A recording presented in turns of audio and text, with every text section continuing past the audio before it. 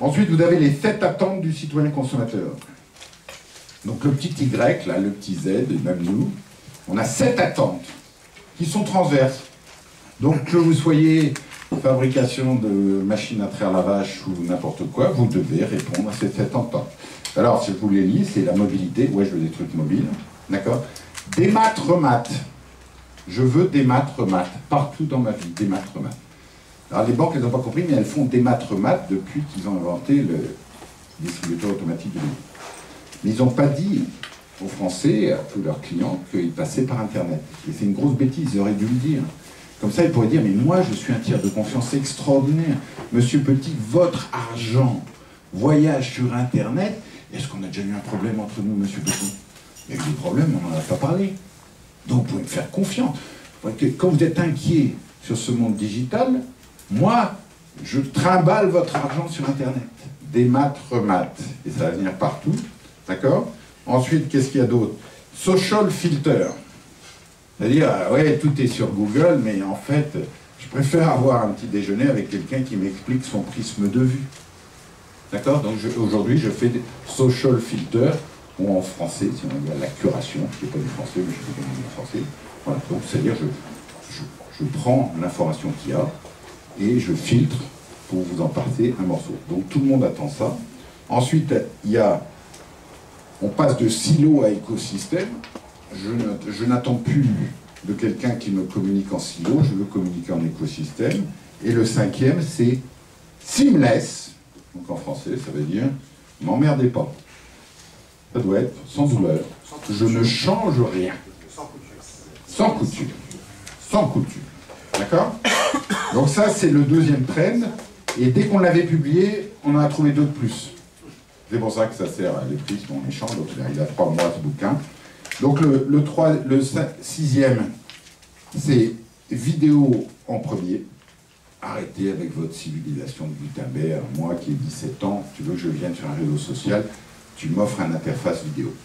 Et je contribue au réseau social en disant ça, ça. Ton truc, on doit contribuer en faisant ça, ça, ça, c'est un peu embêtant, quoi. Ok? Donc ça arrive, c'est les réseaux sociaux qui sont bâtis comme ça. Et ensuite, le dernier qui est le plus fort, contrôle des médias sociaux et de Big Brother. Je veux ça. Je veux contrôler mon image sur les réseaux sociaux et je veux contrôler Big Brother. Et ça, c'est très fort. Donc si j'y arrive pas, bah, ça veut dire qu'on est rentré dans une sorte de semi-dictature, etc. Donc voilà, c'est mon aspiration forte. On continue. Alors, économie de la désintermédiation et la sharing economy. Donc on est toujours dans les usages d'aujourd'hui, vers 3 heures. Alors, la sharing economy, pourquoi on l'a aujourd'hui? On peut dire, vous regardez à 3 heures, le pourquoi, au milieu vous avez les réseaux sociaux, oui j'avance, c'est bien. Deuxièmement, vous aviez PayPal, le tiers de confiance, vous avez les notations, vous avez la géolocalisation, vous avez la télécommande universelle, et surtout, en haut à droite, vous avez des comportements de consommation radicalement différents. Donc parlez à vos enfants, mais papa, pourquoi est-ce que tu as une voiture qui est complètement réac? Tu as besoin de bouger ton corps ou tes fesses d'un point A à un point B. D'accord? Le truc alpha mâle, vroom vroom. Ouais, quand tu avais 18 ans, moi quand j'avais 18 ans, si j'avais pas mon permis de conduire, je pouvais pas aller draguer là. Non, c'était pas possible. Bon, ben nos enfants, ils sont pas comme ça. Ok? Donc, ils rentrent dans une ère de l'usage et pas de la consommation. Alors vous, dans le domaine de l'énergie, vous avez eu le meilleur kilowatt, c'est le mégawatt, celui qu'on n'a pas consommé. Ben, nos enfants, ils disent la meilleure consommation, c'est la méga-consommation. Ok. Et ça a des impacts assez majeurs, on verra, dans le domaine de l'automobile. Donc ça, vous couplez les éléments techniques et les éléments sociétals, et vous arrivez dans la sharing economy. Ce qui est très amusant dans la sharing economy, rappelez-vous ça, parce que ça va vachement vite. On attaque toujours ce qu'il y a de plus dur en premier. Toujours, toujours, toujours. Tu as prêté ton appartement grâce à Airbnb à un monsieur qui venait du Minnesota, que tu as vu 10 minutes sur Skype. Et toi, tu es parti à l'autre bout du monde. Tu as laissé les clés de l'appartement, il a habité dans ton appartement, et éventuellement il a fouillé tes tiroirs, etc. Waouh! En termes d'invasion de la vie privée, c'est énorme. Ensuite, tout ce que je vous proposerai derrière, ça sera infinitésimal. D'accord? Même chose, sharing economy, Blablacar. Tu es monté dans la voiture de quelqu'un que tu ne connaissais pas, tu lui as confié ta vie pendant 7 heures, tu en es sorti vivant. Pas mal. Mais maman, le reste à côté de ça, c'est rien du tout. Bitcoin. Bitcoin.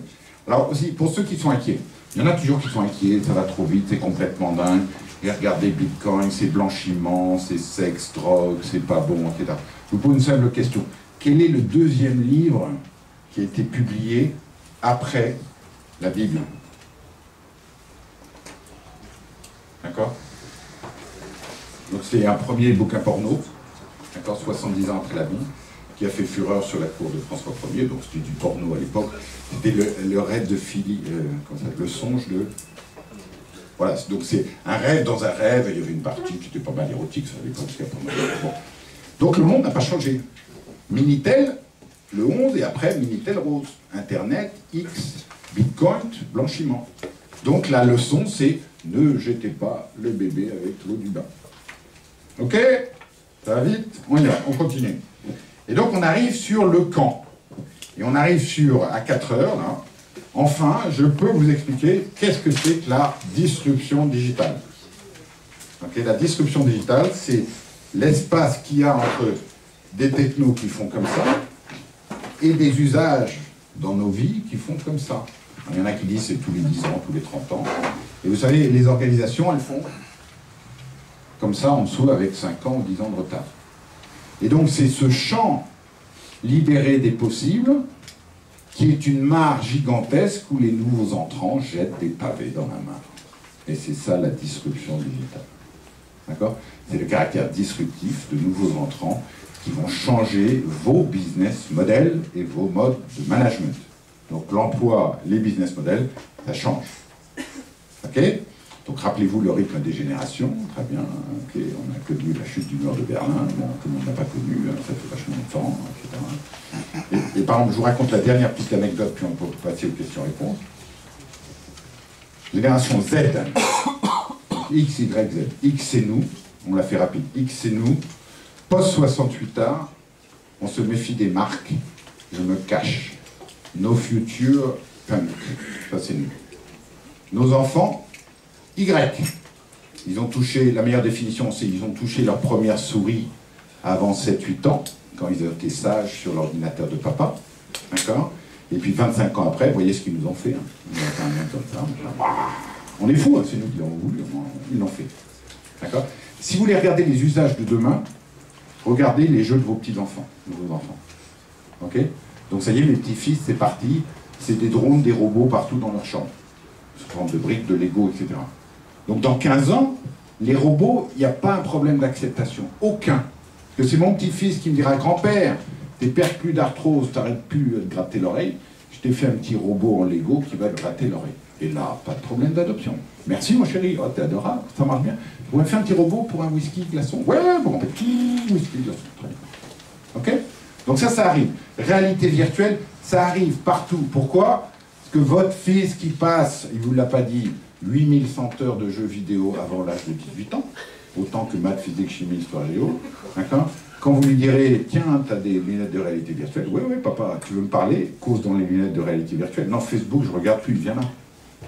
Ok? Usage, jeu. Voilà. On fait une pause, question. Et ensuite, on attaque le domaine de l'énergie.